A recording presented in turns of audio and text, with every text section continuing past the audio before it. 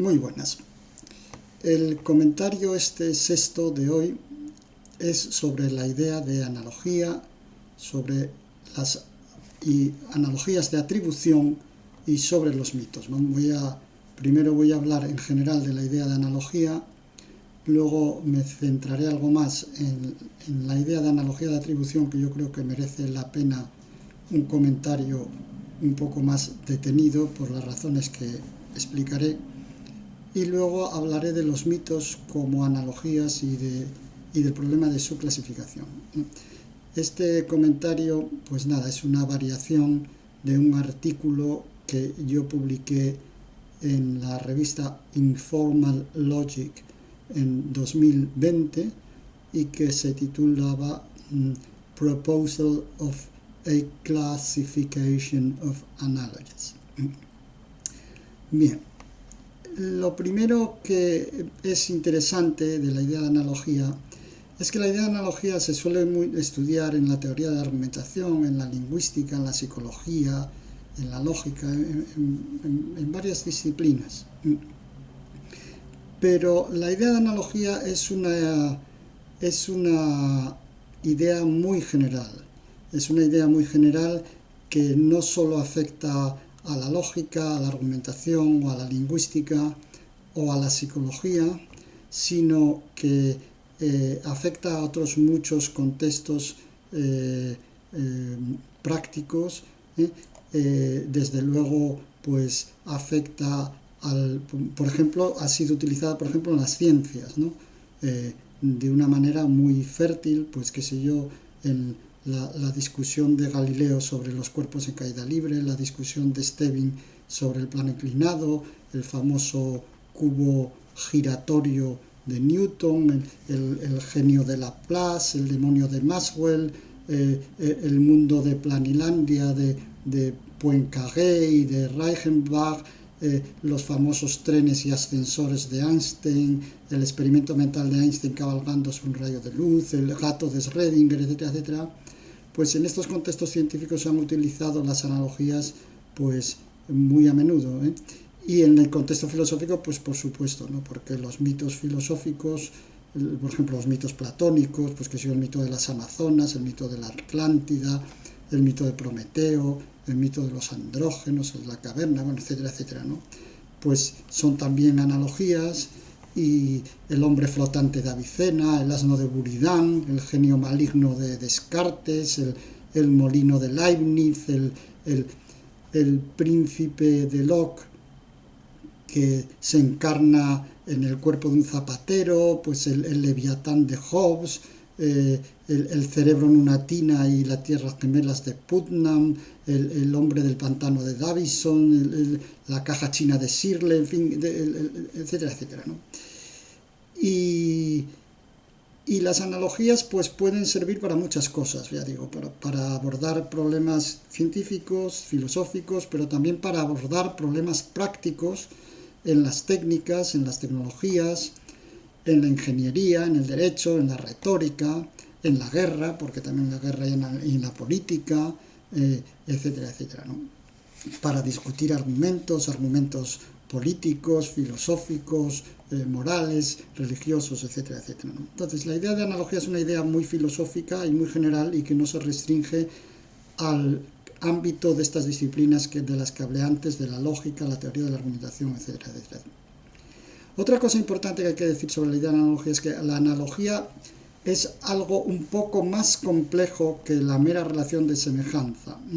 La analogía es un proceso intelectivo, constructivo, bastante sofisticado y que es muy típicamente humano, sin perjuicio de que haya antecedentes y que se estén estudiando las analogías, el uso de las analogías en los monos antropomorfos, etcétera, etcétera. Lo que quiero decir es que la mera similitud entre imágenes, entre cosas o entre procesos no es una analogía. La analogía tiene ese concepto de logos, que de alguna manera está elaborada a un nivel de un orden superior a la mera percepción, porque implica pues establecer unas relaciones que son más complejas entre las partes de la analogía, ¿no?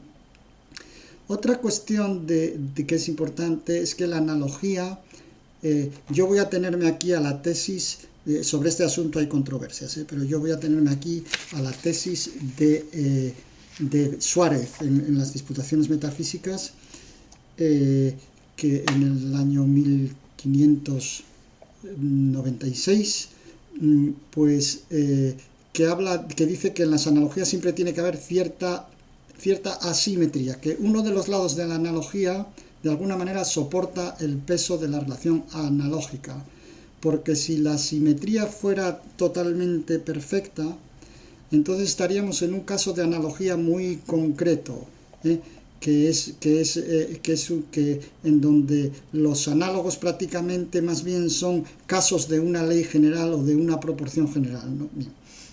Entonces tiene que haber una cierta simetría y uno de los lados de la analogía pues carga diríamos con una especie de peso mayor, como por ejemplo en todas estas analogías que acabo de citar del asno de Buridan, del molino, de los trenes de Einstein o cosas por el estilo. Y luego otra cosa importante también es que las analogías, esto también es otra cosa discutidísima, pero en fin, yo voy a dar aquí los presupuestos de los que yo voy a partir, porque no, aquí en el contexto de este comentario no los puedo explicar, no los puedo argumentar suficientemente, pero que la analogía va siempre o de lo particular a lo particular o de lo general a lo general, pero nunca de lo particular a lo general y viceversa.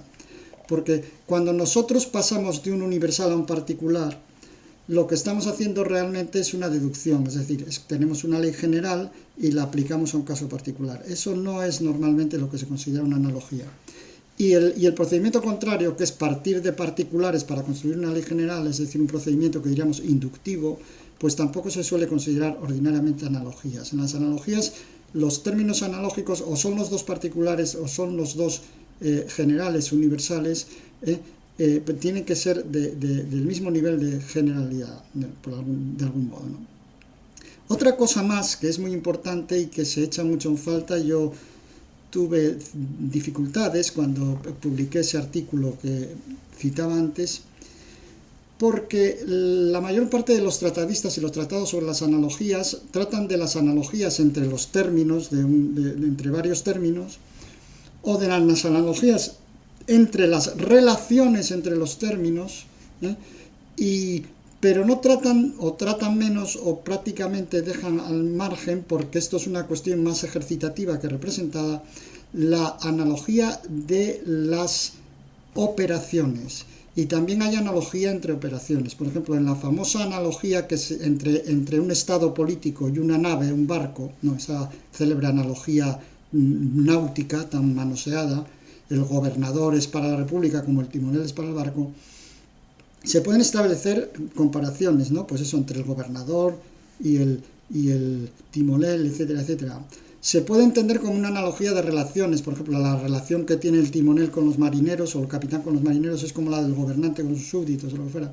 Pero también se puede entender como una analogía de operaciones, es decir, las operaciones que hace el navegante son parecidas a las que hace, por ejemplo, en la famosa analogía del Estado que hace Platón, una de las muchas que hace varias, entre el Estado, entre el gobierno de los estados y el pastoreo de un rebaño de animales no estados, pues se supone que ahí hay una analogía de operaciones, es decir, el pastor hace unas operaciones parecidas a las que hace el gobernante. En la analogía de la selección artificial y la selección natural de Darwin, pues también pasa lo mismo, ¿no? El seleccionador artificial selecciona y en la naturaleza las operaciones entre los diferentes organismos y sus interacciones, la depredación, etcétera, etcétera, etcétera, actúan también como seleccionando los más aptos, ¿no? En la famosa analogía, que también es otra analogía muy conocidísima, la analogía del violinista de Jurby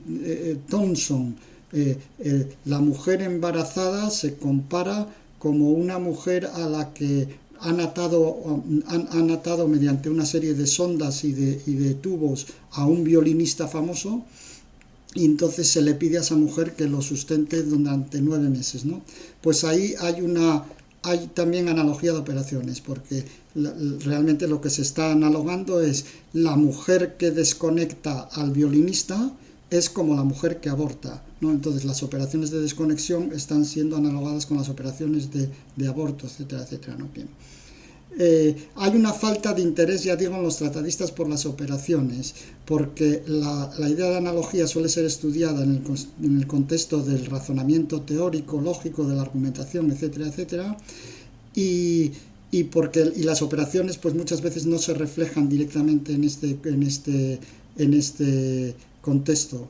Y luego también porque muchos psicólogos cognitivos que estudian las analogías, como están utilizando la perspectiva computacional y la metáfora del ordenador, etcétera, etcétera, pues dejan las operaciones del aspecto operatorio conductual un poco al margen, ¿no? Bien. Bueno, pues ahora voy a hablar de las analogías según Cayetano. Cayetano es Tomás de Bio, un autor del siglo XV, y que tiene un tratado sobre la analogía de los nombres de 1498, en el que distinguió 3 tipos de analogías, y esto me va a llevar a las analogías de atribución, que es una de las cosas que quería yo comentar aquí con un poco de detenimiento. Bueno, Cayetano sobre la analogía de los nombres, pero fíjense, este tratado es sobre la analogía de los nombres, no la analogía en general. La perspectiva que estoy teniendo aquí es más general, como están ustedes viendo, ¿no? Bueno, pues en la analogía de los nombres, Cayetano habla de la analogía de proporcionalidad propia, que implica una proporcionalidad entre términos y relaciones de A es a B como C es a D, ¿no? Es la famosa analogía que pone Aristóteles y que tanto se cita: la copa es a Dioniso como el escudo es a Ares, ¿no? Bien.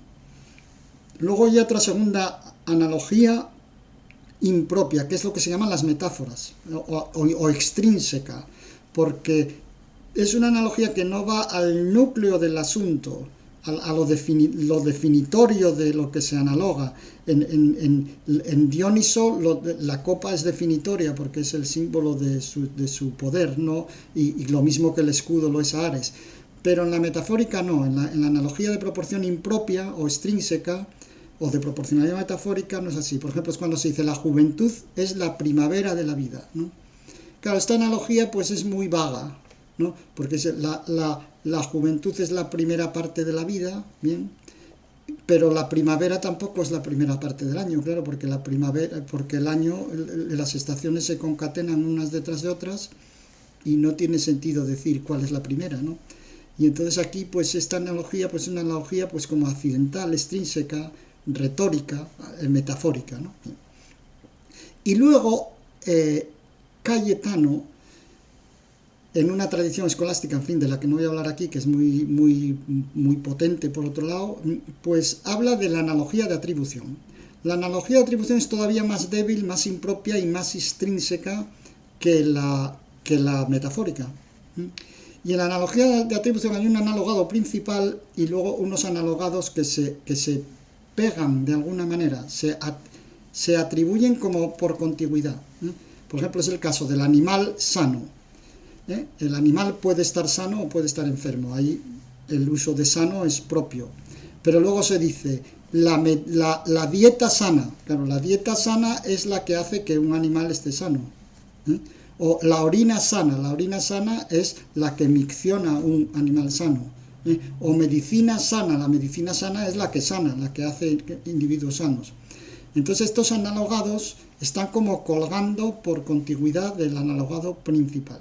Y luego, bueno, Cayetano además habla de la desigualdad para referirse a los conceptos que no son análogos, que son equívocos, etcétera, etcétera, ¿no?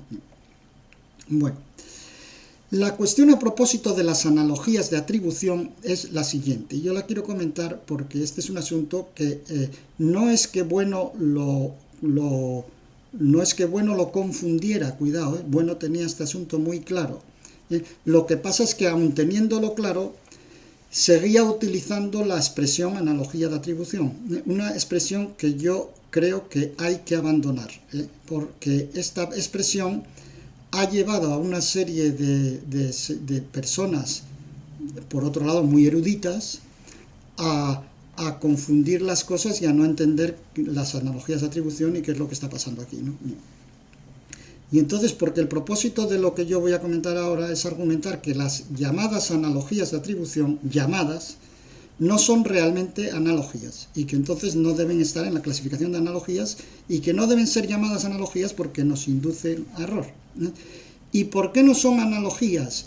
Pues no son analogías porque, siguiendo la propia terminología acuñada por Gustavo Bueno, lo que hacen es conectar cosas, unir cosas. Por ejemplo, unir el cuerpo sano con la dieta, con la orina, con la medicina, pero unirlas de una manera extrínseca. Y a eso, bueno, lo llamó sinalogía, de sinalagé, que significa unirse, juntarse. Esto lo hace Bueno, creo, sí, efectivamente, en un tratado de los predicables de la identidad del año 99. Bien. Entonces, las analogías no son analogías, son sinalogías, son cosas que están pegadas, no son proporciones análogas en donde las proporciones en un lado tengan parecido y tengan la misma estructura que en otro, etcétera, etcétera, como citaba yo antes el caso de la copa, esa Dioniso como el escudo de Ares, sino que son cosas sencillamente que están pegadas.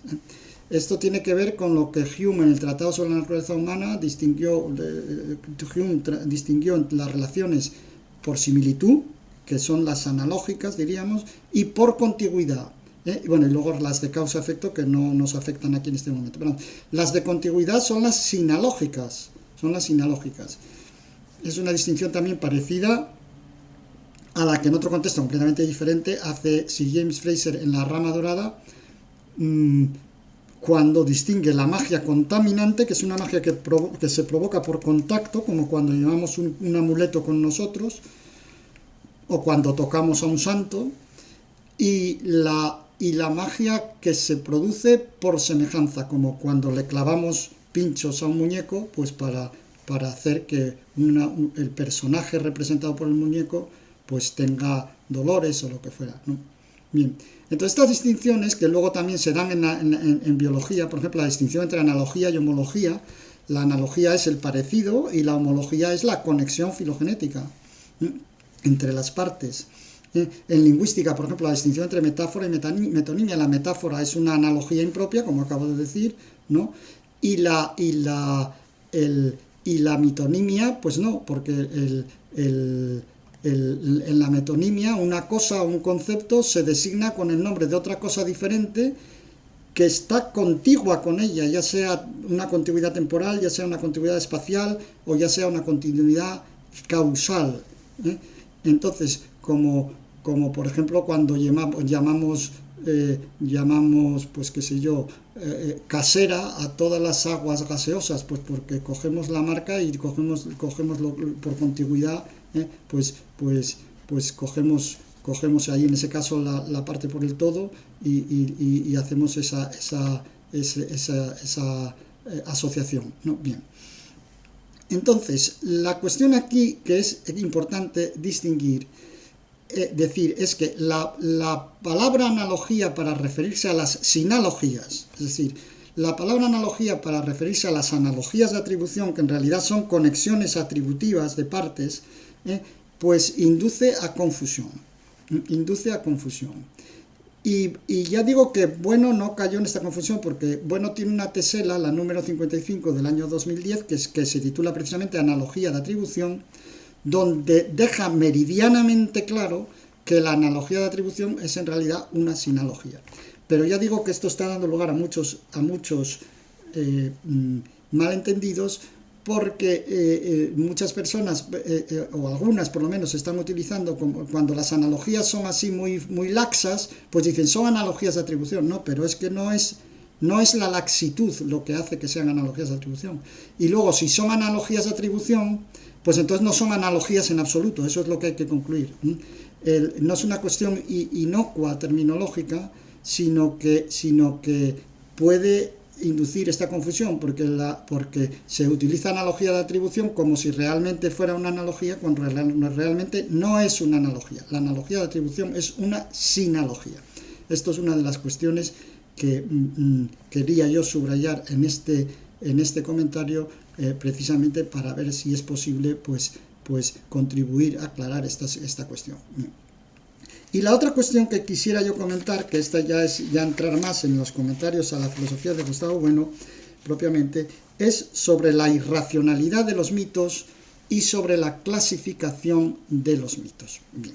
Porque los mitos, estos mitos que citábamos antes, el mito de la caverna, el mito de los andróginos, etcétera, etcétera, todos estos mitos del hombre volante, del genio maligno, etcétera, el molino, pues son analogías, claro, son analogías entre una parte ficticia, que es la del mito, y que se considera que tiene cierto parecido con algo de la realidad. Tiene algunas proporciones que se pueden establecer semejantes las del mito con las de la realidad, ¿no? Y entonces hay una analogía de proporcionalidad más o menos propia, ¿no? En los mitos entonces hay un dominio real que es el positivo, y el otro es un dominio ficticio, y hay una brecha ontológica entre esos dos dominios, evidentemente, con lo cual se da esta condición de asimetría de la que hablaba yo antes, y hay una conexión entre ellos, y la idea es, en esos mitos, o bien que el mito, que la parte ficticia valga para analizar la real, como en los casos estos de los experimentos mentales, del gato de Schrödinger, de los trenes de Einstein, o de el demonio de Laplace, o lo que fuera, o bien a veces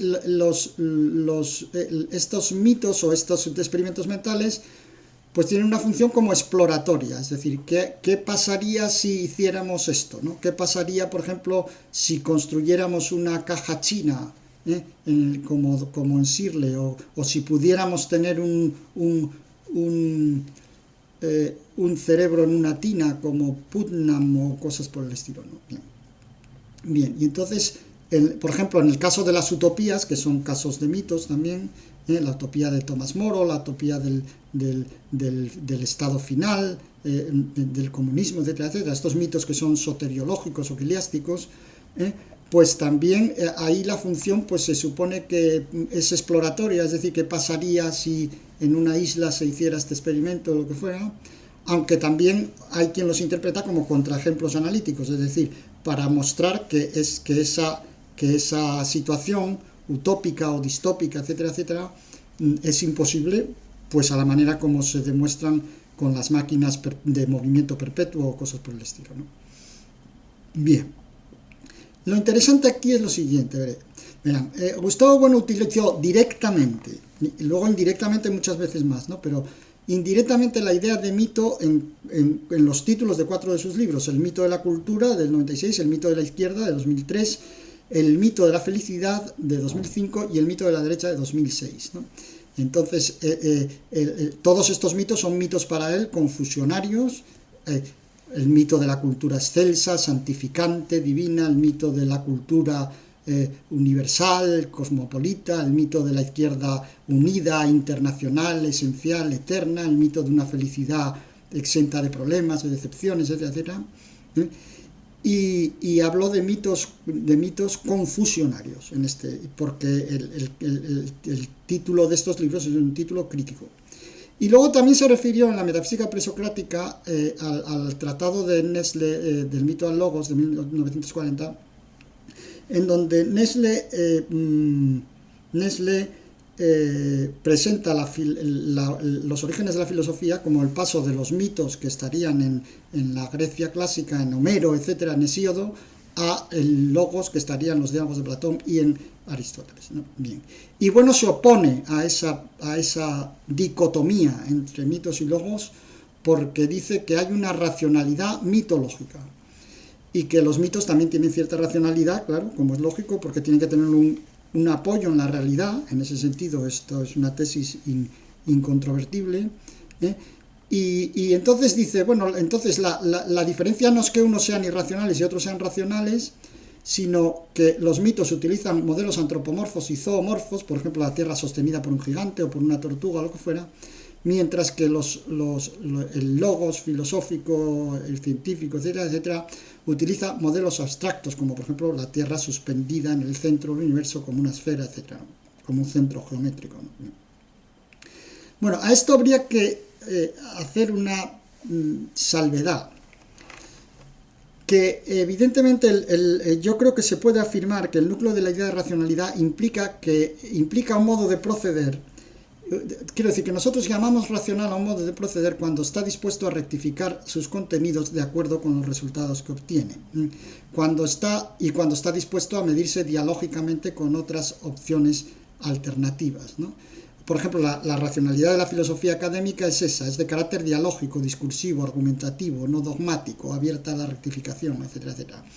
Esa racionalidad no está en los mitos, en principio, los mitos prefilosóficos, ¿no?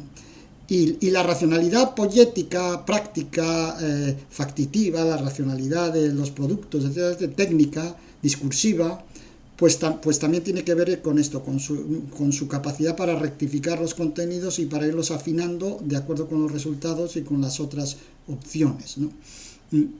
Entonces, en el caso de los mitos propiamente en general, se puede decir que los mitos, claros, más bien, por lo menos por lo que conocemos de las sociedades preestatales y de los mitos clásicos, son narraciones fijadas por la tradición, hasta cierto punto esclerotizadas, incapaces de corregir sus errores o sus desajustes, y esa rigidez, ese dogmatismo, esa imposibilidad de enmendarse, de modificarse, de ajustarse, sería el que les daría por lo menos algún carácter irracional, que es algo así como la irracionalidad de persistir en el error, aunque evidentemente el error es relativo porque el mito siempre tiene que tener un fulcro real, porque si no desaparecería, ¿no?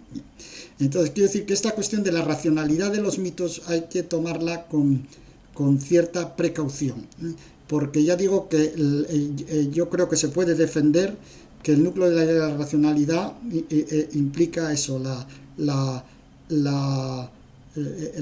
disposición a rectificar de acuerdo con los resultados y la disposición a discutir y a argumentar y a tener una perspectiva dialógica, no dogmática, abierta a la rectificación. Bien. Entonces, lo que no está abierto a la rectificación, pues es que tiene un contenido, claro, pues como dogmático, exento, como revelado de alguna manera o totalmente eterno, etc., ¿no? Bien. Entonces, este asunto de la racionalidad de los mitos, pues hay que precisarlo en este sentido. Y por último voy a terminar este comentario con otro comentario, en fin, una puntualización, pero que es muy significativa, yo creo, acerca de la clasificación que hace Gustavo Bueno de los mitos, porque Bueno hace una clasificación de los mitos en el mito de la cultura y en el mito de la izquierda en los años 96 y 2003, que clasifica en tres grupos, en mitos oscurantistas, como esos que dan lugar a los títulos de sus libros, el mito de la derecha, el mito de la izquierda, el mito de la felicidad, el mito de la cultura. Estos mitos son oscurantistas, son confusionarios, son tenebrosos, se dice a veces, como el mito de Adán y Eva, como el mito de la raza aria, etcétera, etcétera, ¿no?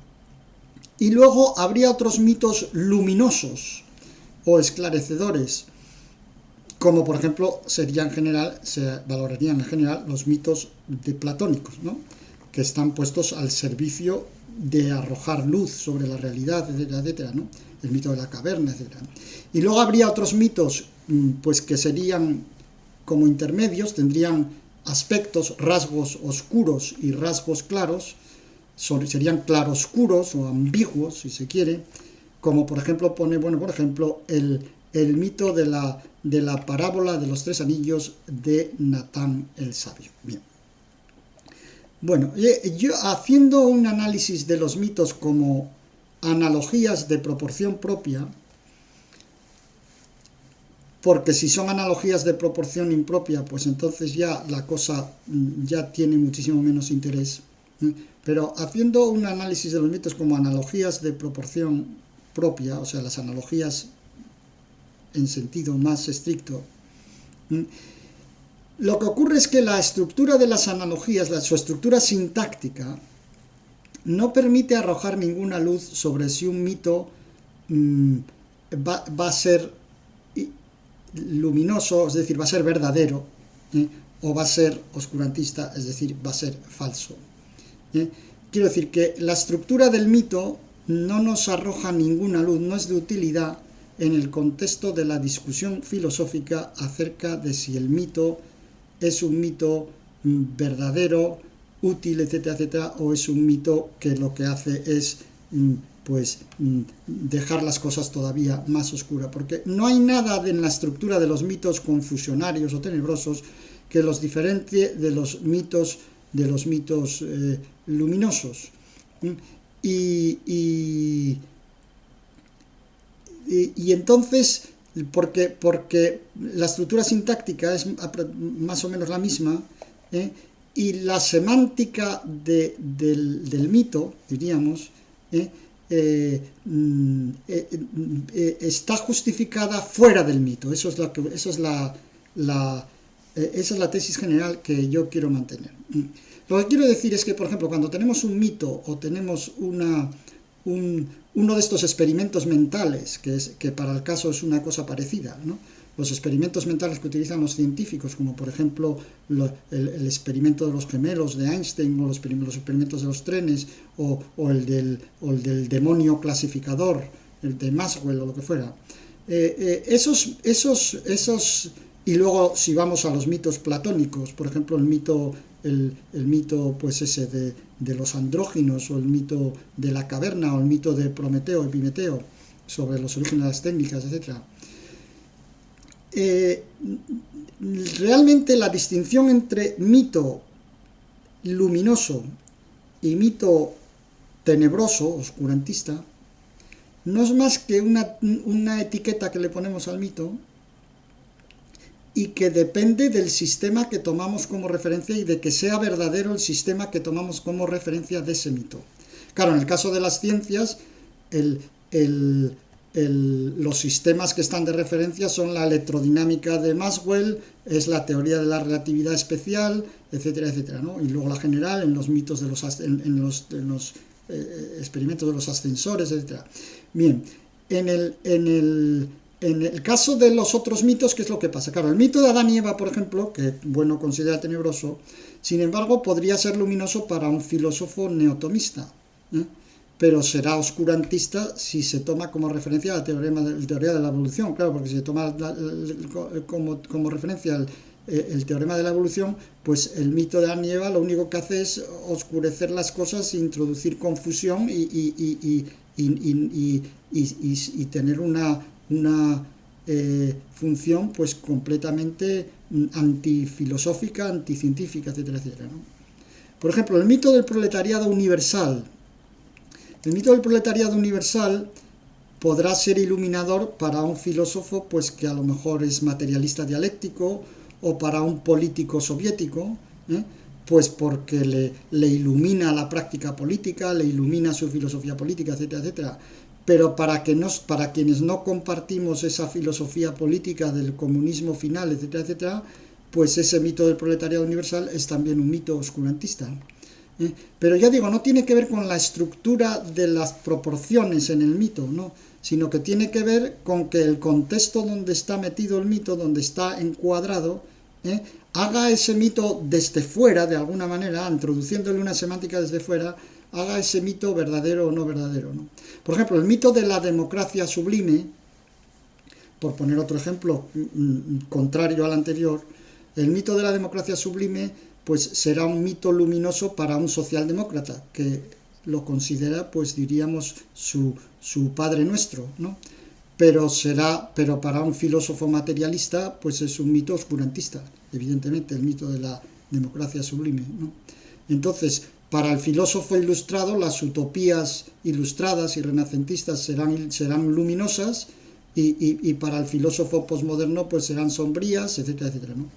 Lo que quiero decir con esto es que esa clasificación que hace Bueno no es ni más ni menos, con esto no estoy diciendo nada, que un etiquetado para valorar el grado en el que el mito que se esté considerando encaja con el sistema filosófico de quien habla.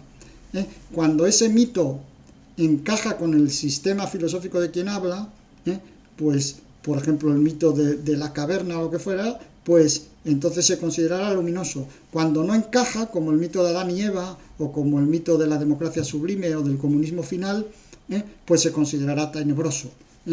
Y no es más que esto. Y ya digo, su verdad o su falsedad no viene, y con esto termino, no viene de la estructura interna de la proporción que establece el mito, porque en eso todos los mitos y los experimentos mentales, etcétera, etcétera, son parecidos y guardan esas características que he ido enumerando al principio. Digo que la verdad o la falsedad del mito no tendrá que ver con esas estructuras, sino que la verdad o la falsedad del mito la da el contexto en el que el mito está metido, o el experimento mental, la teoría de la relatividad, la teoría de Maxwell, etcétera, etcétera, o la filosofía neotomista, materialista, dialéctica, posmoderna o socialdemócrata, etcétera, en donde se maneje el que está hablando del mito, ¿no? Bueno, pues con esto dejamos aquí este comentario sobre las analogías de atribución y los mitos, y una vez más les agradezco mucho pues la atención que prestan.